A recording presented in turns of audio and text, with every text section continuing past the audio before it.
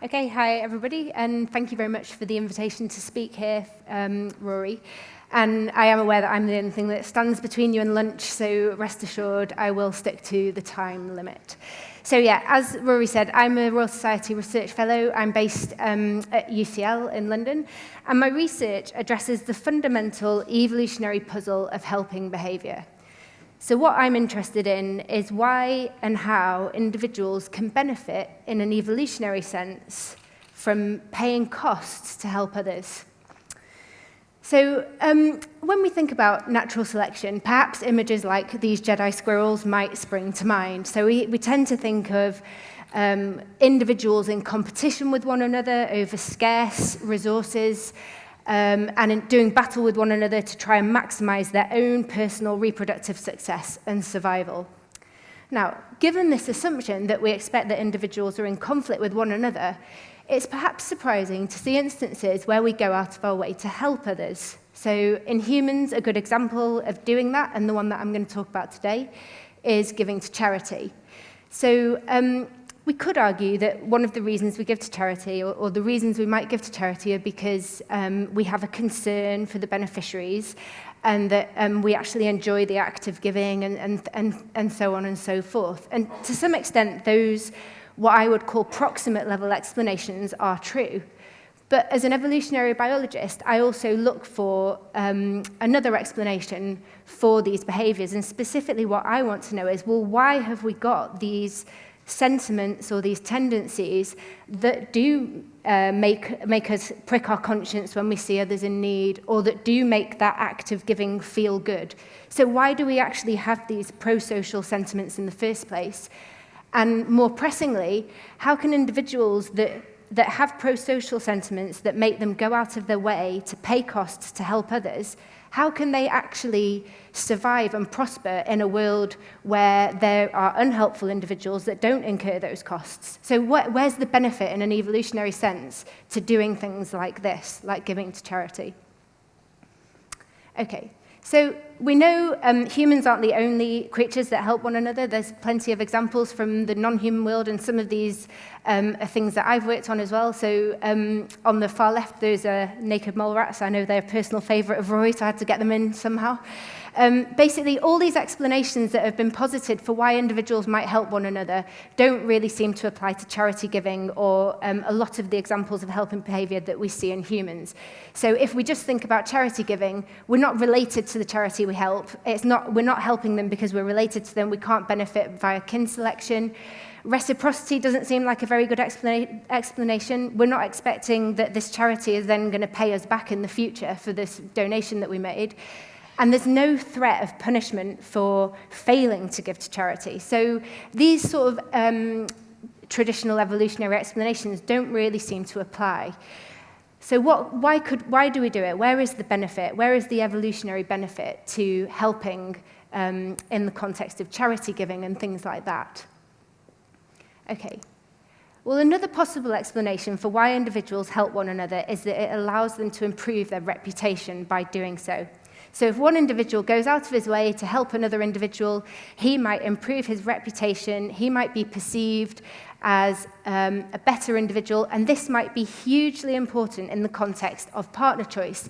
If he's observed by this third person, the Lego girl, helping out somebody else, this might make him seem very attractive as a partner, someone who should be chosen for interactions, someone you would like to befriend or choose for other kind of interactions. Okay, so maybe individuals can benefit from helping because it allows them to improve their reputation. Right, so this all seems quite straightforward, but what happens if we make things a little bit more realistic and assume that these choosing individuals, so these ones, might have several potential partners to choose from? They don't just have one person they can pick. They potentially can witness several different helpful individuals, and maybe they can choose who they want to interact with from that market. And what we expect is, if that is the case, then the helpful individuals should actually be in competition with one another to try and outdo one another in the generosity stakes. So if they feel like they're being judged or watched by this choosing individual here, then they might actually compete with one another to advertise generosity to that audience. And this can create market-like effects where individuals try to outdo one another with increasing bids. So we know from the animal kingdom that there is really good evidence that this kind of signal escalation does occur. So probably everybody here knows that peahens prefer peacocks with the largest tails. And the reason that they prefer peacocks with the largest tails is because a large tail is an honest or a reliable signal of that male's underlying quality. So males with the biggest tails produce the best babies, and that's why females prefer them. And it might seem that carrying this huge tail is a very costly way of making a point about genetic quality.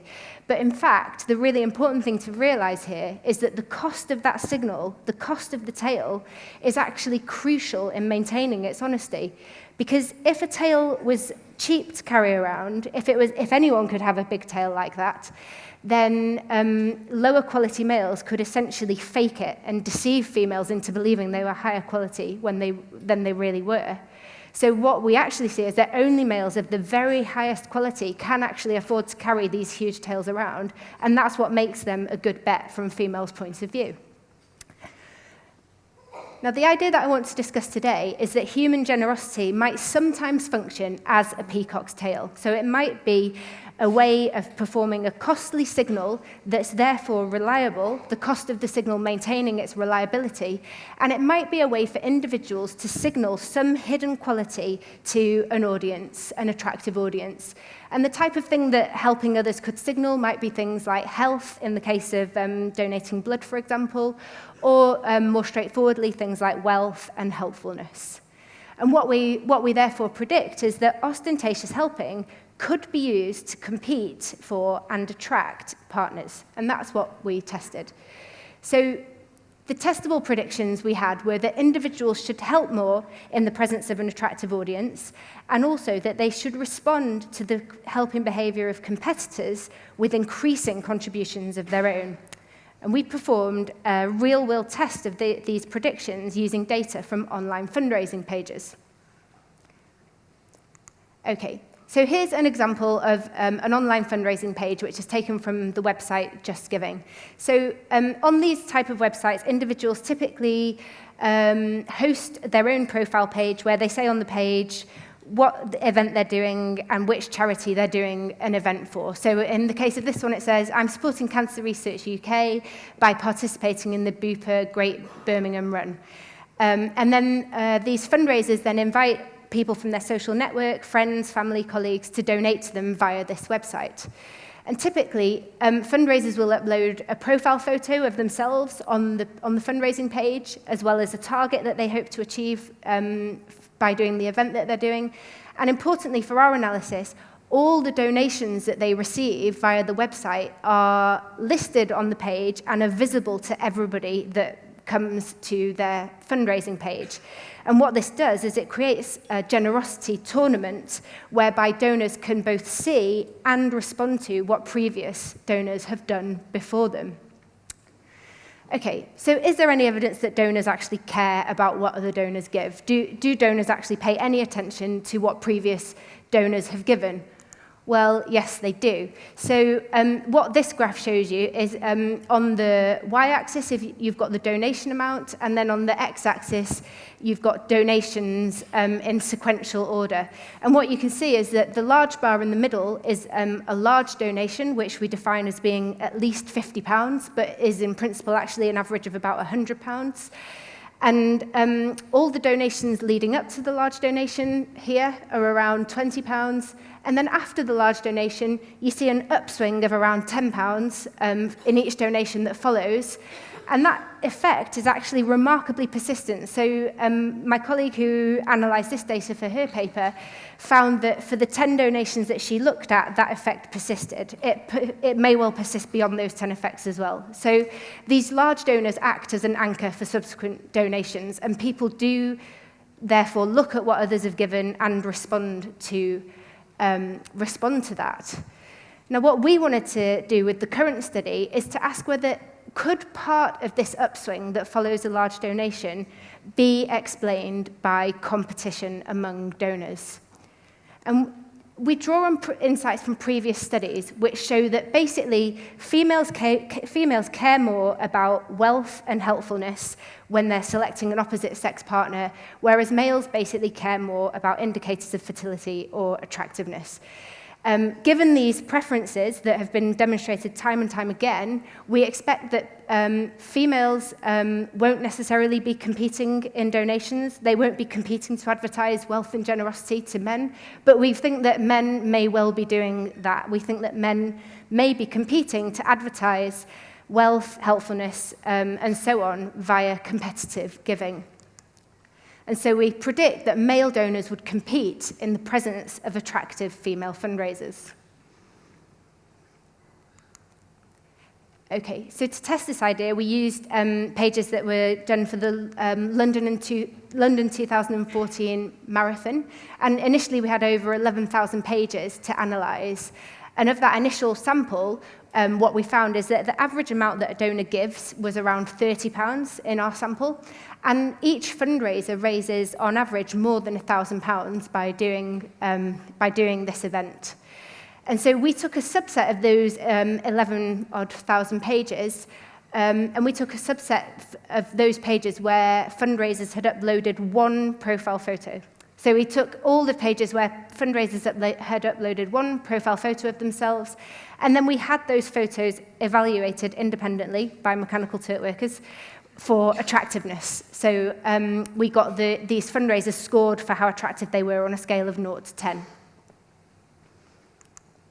And then we asked, basically, what happens after a large donation? So what we did was we calculated the average size of the donations that came before the large donation, and we'll call that the pre-average. So we find out what was going on before the large donation, and then we say, after that large donation, how big is the upswing following that donation? And does it vary according to these conditions? So this is quite a busy slide, and I'll just talk you through it. So all we're looking at is male donors' responses to large donations. So we're basically saying, how are the male donors responding when they arrive at a page and they see that there's been a large donation made just before them? And we look at the case where they're responding to a large donation that's made by another male on the left, or at the case where they're responding to a large donation that's been made by a female on the right. So what we are expecting, if you remember, is that they should only really be competing with other males. So we should be seeing a competitive response when males are arriving at a page and they see that a large donation has been made by another man just before them. And then we also break down the responses according to whether these donors are giving to male or female fundraisers and how attractive they are. So just to zoom in on those little icons at the bottom, obviously female and male, and then we've got, let's say, someone attractive, Cinderella, and her less attractive sisters would be the smaller icon, and then maybe someone like Brad Pitt would have been rated highly attractive, whereas perhaps John Prescott less so. And so we have this, that's how the increasing attractiveness is depicted on the slide. Okay. So here's what we found, and there's two main take-homes that from this figure. The first is that for every single condition that we looked at, we saw an upswing in male responses. So men were always giving more following a large donation in all of the categories. But the only significantly different response, the only one that was significantly different to all the others, and this effect was in fact 4 times greater than any of the other effect sizes, was exactly in the case where we would have predicted competitive helping, which is when male donors are responding to large donations that were made by other men, and they're giving to the most attractive female fundraisers. And that's when we see the biggest upswing in responses. And like I said, that size was 4 times greater than any other condition, and none of the other conditions were significantly different to one another. So, also just to say, we tested female donors' responses. I don't show them here, but we didn't find any evidence for competitive helping in females at all. So this seems to be a male thing, which is kind of what we predicted in advance. And this does kind of hint to us that maybe evolutionary biology can help us to explain some aspects of helping behavior in humans.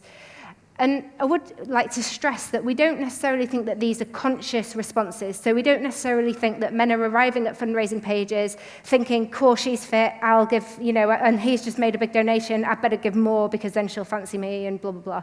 We don't think it necessarily works like that, but rather that these urges to give more in these specific contexts might reflect the product of an evolved psychology. Okay. And so broader implications for this conference is that I think a lot of the studies that have been done on what we think of as nudge-type behaviours or phenomena have been interested in how context influences behaviour, but much less attention has actually been paid to why these effects might occur. And I think that's really where evolutionary biology or evolutionary psychology can come in and be really helpful, because it can, in helping us to understand why we behave as we do, we might be in a better position to have a more predictive nudge theory, where we can actually start to anticipate effects in advance of seeing them. And then finally, just because Rory said, I didn't actually know you were going to say that at the start, but here are my kind of glib throwaway tips for people. If you're thinking of hosting an online fundraising page, these are the things that we know are effective from this study. So the most effective thing you can do, basically, is to upload a profile picture. Pages that have a profile picture raise more money than pages that don't upload a profile picture. If you do upload a profile picture, make sure that you smile. Smiling fundraisers are perceived as more attractive and therefore raise more money. And finally, it's probably worth getting your generous or richest friends to donate early in the appeal, because as we've seen, these large donations act as an anchor for the subsequent donations. So if you can get those donations in nice and early, you can reap the benefit of that anchoring effect for longer during your fundraising appeal. Okay, thank you very much. That's all from me. Will you do questions or not? Absolutely super. Have we got one? I think we'll do one flash question. Incidentally, if anybody needs to get to the station at the end of the day, I can probably give you a lift in my enormous Jag. See what I did there? When I said the presentation should maybe be titled Men, Yes, We Really Are That Shallow, I think you see what I mean now. Time for one very quick question before lunch, and it's the gentleman there, I think. Yeah, so I'm just kind of curious as to whether this altruism is just a sort of a proxy for wealth, as in you're giving all this money away to show how wealthy you are, and what you might say about why sometimes people give and other times they don't. So there's kind of a movement called effective altruism where people are trying to do lots, and then you've got lots of people who work in investment banks and then don't give any of their money away at all. So I just kind of wonder about those two. So sorry, is the question, is giving a proxy for wealth, or? So could that be the case? And if so, why do sometimes people give, and other times why do people just use status symbols rather than give? Okay, so yes, I think giving to charity could reliably signal wealth, because it is one way to indicate that you've got resources and that you can, so many resources that you can kind of throw them away on charity, if you like. And signalling wealth is likely to be relevant from a female's point of view, because basically males that are resource rich are going to be the best types of males to partner up with to produce offspring, because they will also have resources to invest in offspring. So I think it probably does signal wealth in some cases.